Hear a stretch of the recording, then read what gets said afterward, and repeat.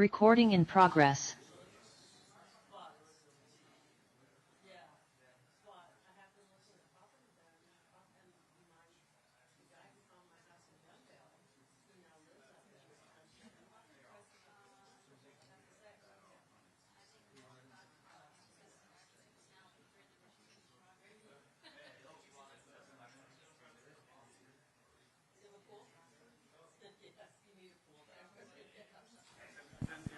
Audio test right now into Zoom.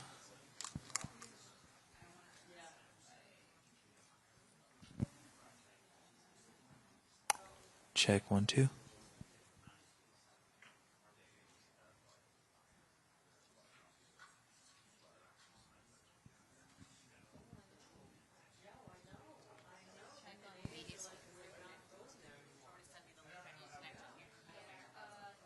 We need to hear that. Heard.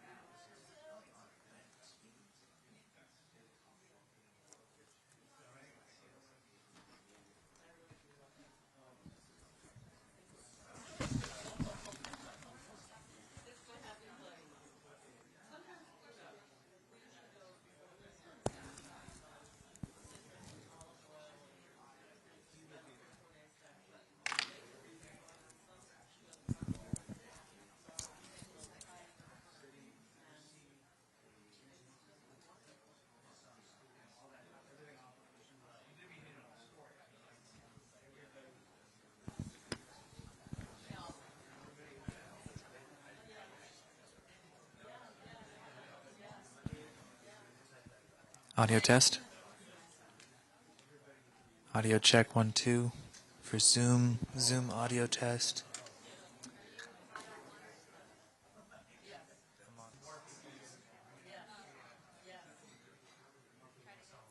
Audio test 1 2.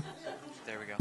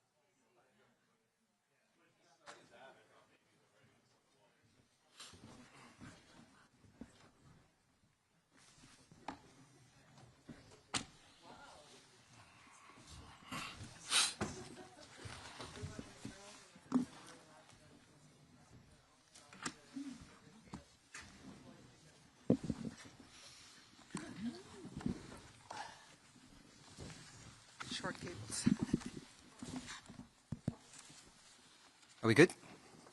Yeah, good, go. Thank you, everyone, for joining today, in person and online. We've got some colleagues from the media attending online this press conference that concludes the sixth meeting of the IOC Coordination Commission for the Olympic and Paralympic Games LA 28. For those that don't know me, I'm Bernardo Dominguez. I'm the head of Olympic Games Communication at the IOC. I'm joined today on the IOC side by the chair of the Coordination Commission, Nicole Hoverts, also a LA 84 Olympian, and the IOC Executive Director for Olympic Games, Christophe Duby. On the LA 28 side, Chairperson of the Organizing Committee, Casey Wasserman, and LA 28 CEO, Raynard Hoover, and my colleague from the communications team, Alison Salcedo.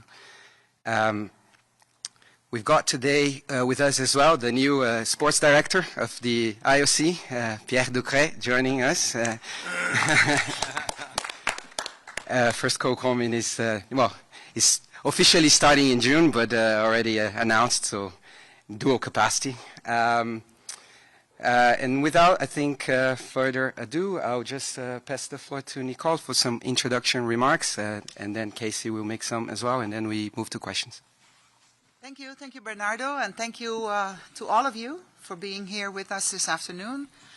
I sit in front of you a very satisfied and a very happy chair of the Coordination Commission after 3 days of intense meetings of this Coordination Commission. It is a true pleasure to be back in LA, and on behalf of the entire Coordination Commission, I want to thank Casey, Reynolds, and the full LA 28 team for your warm welcome and openness over the last 3 days.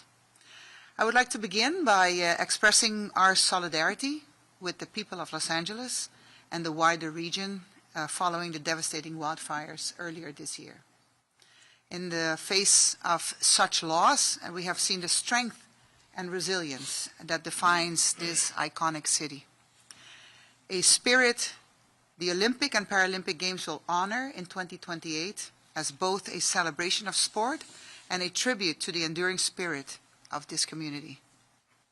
Since our last visit, it was actually the whole commission was here in November, we have seen a significant progress, and I have to really emphasize that. It was a huge difference between November and today. The LA 28 team is growing fast, leadership is in place, functions are activating, and detailed planning is advancing with the delivery partners. It was really inspiring to visit the new offices where this work is now taking place and meeting the new team members who continue to join daily.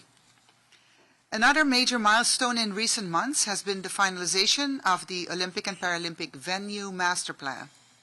They showcase one of LA 28's greatest strengths, Southern California's world-class existing venues. And by doing this, they also reduce complexity, enhance sustainability, and tap into the region's identity. We saw firsthand an example of that during a very enjoyable Tuesday evening at the Dodger Stadium, with a thrilling extra inning win by the local team. And we have the video to prove it, how excited we were as excited spectators at that event. It gave us a sense of what these games will be about. The world's best athletes competing in some of the most iconic existing sport venues in the world. We also recognize the continued strength of LA 28's commercial program.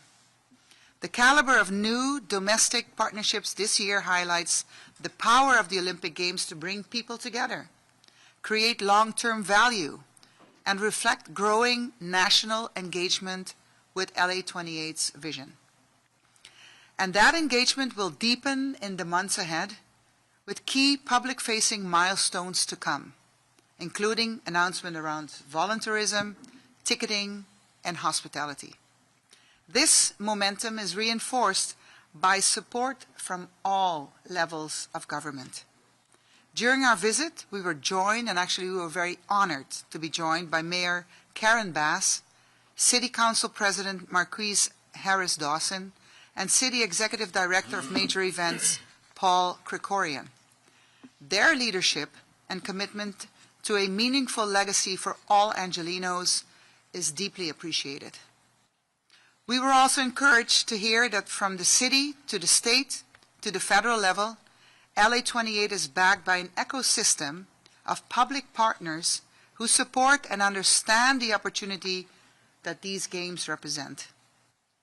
It was reassuring to see that the organizing committee, too, is already acting on these opportunities to create social impact. Be it through the 900,000 kids enrolled in the Play LA programs, by thinking about how local and small businesses can win games contracts, or to promote employment among the local population. Just as important as venues, operations, and commercial advancements are the people of Los Angeles, a rich mosaic of communities that reflect the global identity of the Olympic movement. These communities are not only excited to welcome the world, they are actively engaged in shaping the Games and benefiting from initiatives that will create a legacy for the city.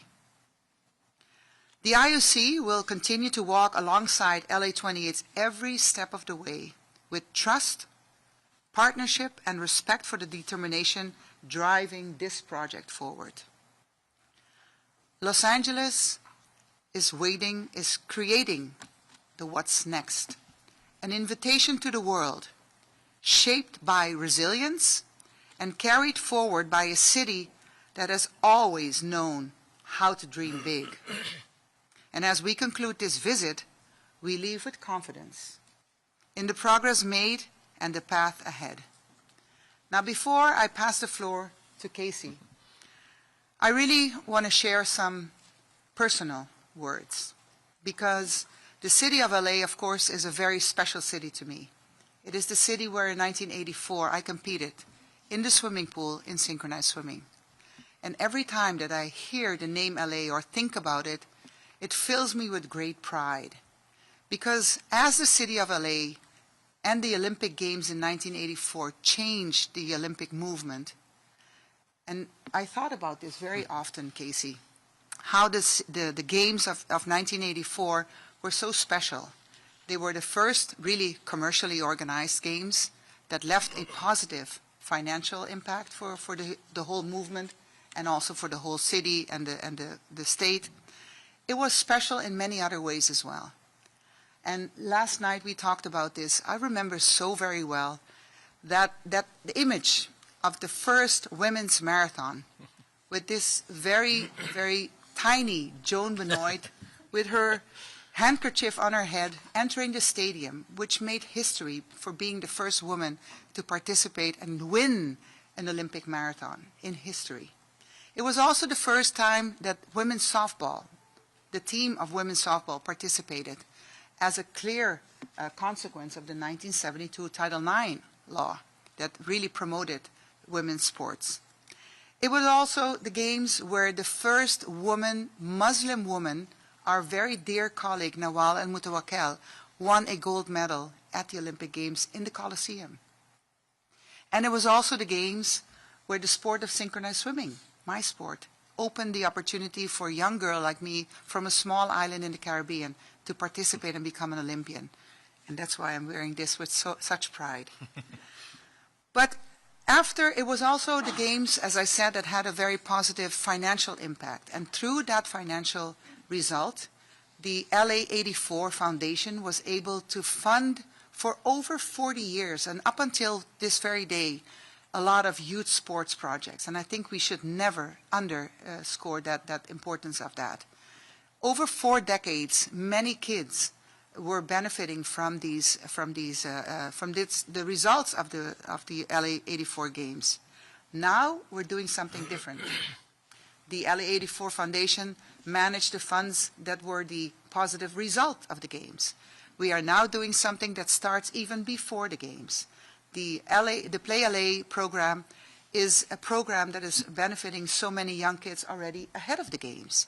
And we have mentioned the 900,000 kids that have enrolled since the inception of that program, but we have seen it firsthand, the effect it has on young kids and young people, not only in the city, but also, as we hope, in the wider state of California. The 2028 program is known, and you know now that the Games of LA 2028 is going to have a very big impact on women's sports. We're going to have more women than men participating. At least we have the quotas. We have to see how they will be filled in the years ahead. We will have more women's teams participating, and we will even have, I have to stand this out, in women's football, soccer, more women's teams than men's teams participating. And that's a great legacy ahead of the Games even. We are investing in youth. We saw that.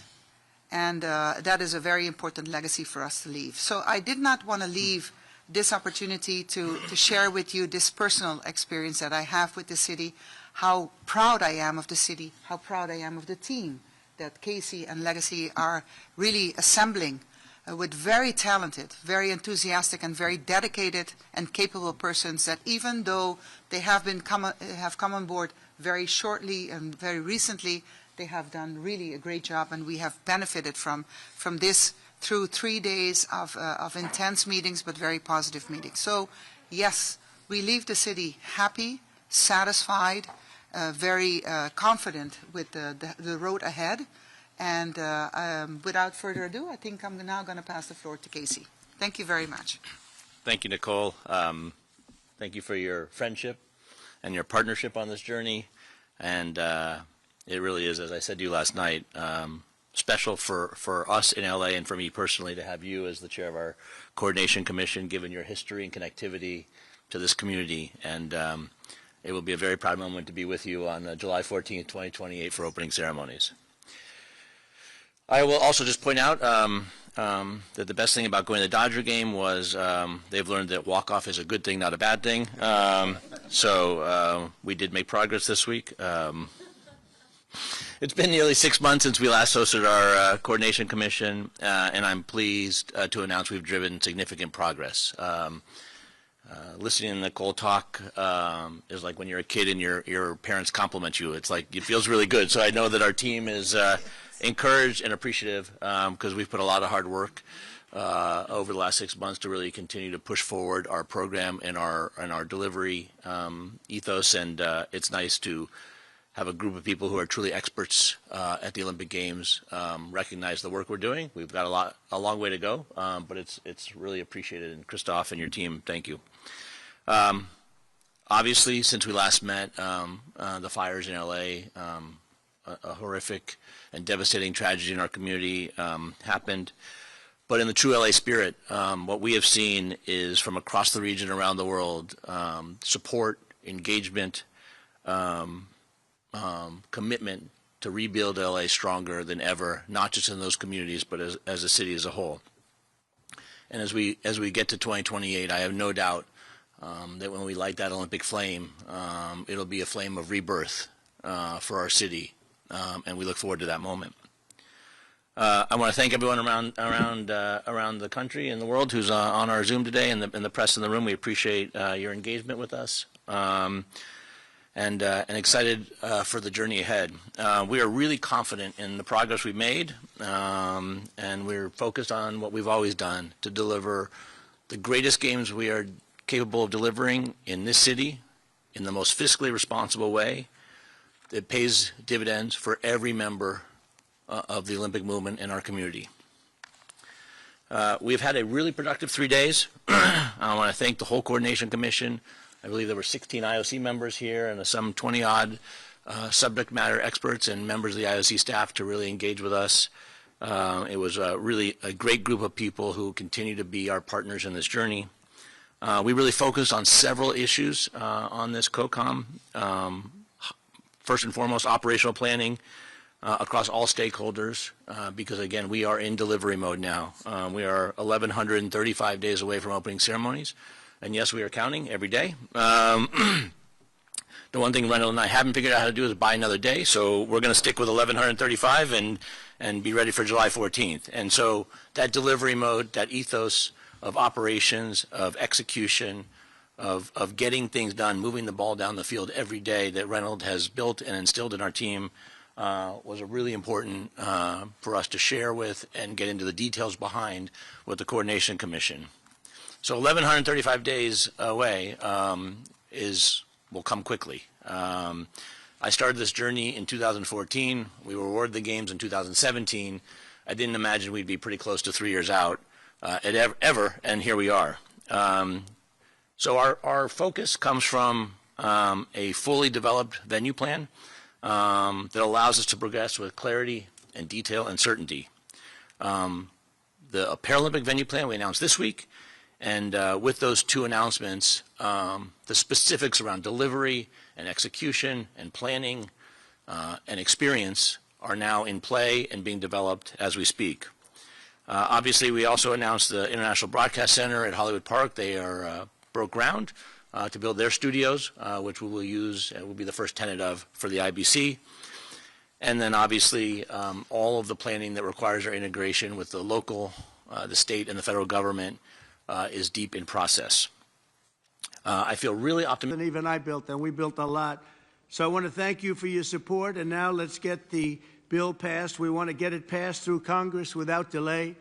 In everything we do, we will give our police the respect and the protection and all of the resources that you need. I did that, as you know, nobody wanted to do it before me, where I gave you the military equipment that was excess. They called it excess military equipment. You know that very well. I think every one of you benefited by that. It was in warehouses, billions of dollars worth in warehouses all over the country, and other presidents didn't want to give it to you. I did. And we gave it to you, and it helped out a lot and saved a lot of police officers' lives.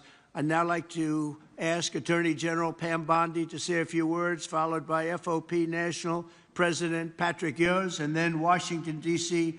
FOP Trustee Greg Pemberton, and Vice President of the Fraternal Order of Police, Joe Gamaldi, all great people. Thank you very much. Pam, thank you very much. Thank you, President. And thank you to the Fraternal Order of Police for being an unwavering voice for America's law enforcement. We all know there is no ordinary day in the life of a police officer. Each day, you leave your homes with complete uncertainty as to who you will encounter and what happens each day. You also stand on the front lines against cartels and foreign terrorist organizations while fighting the horrors of illegal drug and human trafficking. I was just in Poland this morning and arrived back not even 2 hours ago. And you have the respect of the entire world of law enforcement around this world. They respect all of you so much. Thank you for making all of us so proud on the worldwide stage. President Trump's Justice Department will do everything to protect you and to support all men and women who wear the badge in this country. We are fully committed to ensuring our local law enforcement officers have access to the resources, tools, and manpower you need to do your jobs. That means boosting recruitment and retention. We want the best and brightest to join your ranks just like you, and we want them to stay in your ranks. Last month, we announced $57 million in grant money available for law enforcement agencies to hire police officers. Through this funding, we anticipate nearly 1,200 new officers will be hired around the country. We're helping to pay for police officers' overtime and supporting President Trump's no tax on overtime. We've also made millions of dollars available for mental health and wellness programs for you around this country. We know how important that is. We're aggressively prosecuting criminals who assault law enforcement officers. We will not tolerate attacks on police officers. Since January, the department has brought 138 cases in 33 states against defendants who have assaulted our officers. Additionally, the DOJ will no longer target police departments with bogus lawsuits and bogus investigations. We are dismissing lawsuits filed by the Biden DOJ against police departments in Louisville, Minneapolis, Albuquerque, and more. We're ending meritless investigations into Phoenix, Trenton, New York City, Oklahoma, and elsewhere. We're also ending consent decrees that take control away from you, destroy morale, and increase violence. Instead, we're working with local law enforcement to give you the tools that you need to make our streets safer. We believe in backing the blue, not just in word, but in action. The Biden administration slandered you, defunded you, and undermined your service. But we stand with you, we honor you, and we will not abandon you. Thank you on behalf of President Trump, the Department of Justice. We are 100% committed to standing with our nation's law enforcement. God bless you, and God bless America. Thank you. Thanks, Pam. Mr. President, first, thank you. Thank you for not only your support for law enforcement as the 45th president, but also your support as the 47th president and all the years in between. You've always been a steadfast supporter of the Fraternal Order Police and law enforcement across this country. I want you to know on behalf of our nearly 400,000 members, we appreciate all that you do for us. With us today is members of our executive board. We also have members of FOP unions in major cities across this country, which have some very serious problems that we're working with, and we appreciate the opportunity to share with you some of our views and work together on this. You know, you made a promise to us, and I want to start by saying this. You made a promise that you were going to address overtime, tax on overtime, and that was a promise made in a new big bill. One big new bill is certainly making good on that promise. We thank you for that. You know, law enforcement officers, we find ourselves in a very difficult position where we're having a serious problem with recruiting retention, as you pointed out. The problem is the people who are working right now are working so many hours and they're forced to work overtime, and now they have the tax liabilities that are associated with being pushed into different tax brackets because of being forced to work. Not only that, they're not getting to keep the money they earn. So you, in a recruiting and retention standpoint, you show appreciation for what we do, recognize what we do in the community, and I want you to know that we're proud to support the bill. This is something that needs to be happening. A promise that you made, and we appreciate you carrying through with it, and know that we're a partner in it. You also made a number of other promises to us, and promises made that we appreciate. And I want to start with one of our first people I'd like to recognize. You promised, and here we're on our nation's capital, revitalizing the city and making it safe again. And no one knows that better than the person who lives it every day and leads the officers in the Metropolitan Police Department and our labor union, and Greg Pemberton. And I'll ask Greg to say a few words. Thank you, Pat, and thank you, Mr. President, for having us. My name is Greg Pemberton. I represent 3,000 police officers that work here for the Metropolitan Police Department in Washington, D.C. The crisis that we're facing, which frankly is more of a calamity, is a staffing crisis. We are authorized to have 4,000 sworn police officers here in the nation's capital. Unfortunately, as of today, we only have 3,190. Over 800 vacancies that we have here for this Metropolitan Police Department. And the worst part is that over the past 5 years, we've had a net loss of 600 police officers who've just left this agency in a mass exodus. And the reason for that is that our city council here in the District of Columbia has passed layers and layers and layers of legislation that prohibits our officers from being able to do their job. It exposes our members to administrative, civil, and even criminal liability, even when they go out and do their job properly. It has also stripped our members of their labor protections to fight off these frivolous complaints and these erroneous allegations of misconduct. It all makes for an environment that is almost impossible to keep these staffing levels what they need to be. Frankly, Mr. President, I think the nation's capital, the District of Columbia, is not just a city of 700,000 residents. This is the nation's capital, and it belongs to everybody. It belongs to every American. It should be a safe city. It should be a pinnacle of American society. It should represent the freedom and democracy that we all cherish so much. And anybody should be free to come here and experience that and see what it is that we are here in this country. And the sanctity and safety of the District of Columbia shouldn't be left in the hands of a city council that subscribes to these radical ideologies that we all know are failed, and that we have the empirical data that it doesn't work. It only increases crime and makes cities more dangerous. I want to thank you for creating the Make D.C. Safe and Beautiful task force. I've met with Orville Green. I find him to be phenomenally qualified to help us out of this mess. I also want to thank you for the appointment of Janine Pirro for the USAO position of D.C. I've met with her recently, and I found her plan to solve and tackle a number of these problems very promising, very optimistic. So the 3,000 police officers stand at the ready, Mr. President, to help you make D.C. great again, and hopefully we can solve some of these problems and fix crime here in the nation's capital. Thank you very much. Mr. President, it's the topic of the day, pretty much every day now, is the unmitigated disaster that has created in cities across this country with the open borders. And all the problems that it has done for quality of life, it's done for our safety within our community, safety of the officers that work in the communities, and you've been a great advocate of putting us back together. And I'll ask our Vice President Joe Grimaldi to touch on. President Trump, I think I'd be remiss if I didn't start by saying thank you. Thank you for the incredible efforts by you and your administration to deport these people who have come to our country illegally and then refuse to follow the very laws that we hold so sacred. Our officers, especially in sanctuary cities, are tired of arresting the same people over and over again who never should have been here in the first place. We have lost friends, co-workers, unimaginable trauma to American citizens and families. And the most frustrating part from a law enforcement perspective, what it was 100% avoidable. And now we have judges who are standing up for gang members, murderers, robbers, rapists, blocking deportations, obstructing the very will of the American people. It's a disgrace.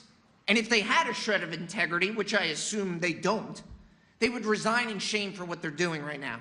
But I would just ask that you continue to work with us, continue to support with us so that we can partner with all of our great federal agencies out there, continue to carry out this mission. And again, thank you for securing the border and once again making our country one of law and order. Thank you very much. Very nice. Yes. Yes. We're going to have a little discussion now, very private. And I just want to thank you all for being here. And thank you very much, media. Appreciate it. Thank you very much. Mr. President, let me respond to Elon Musk claiming that the Epstein files. Nice to see you. Nice to see you.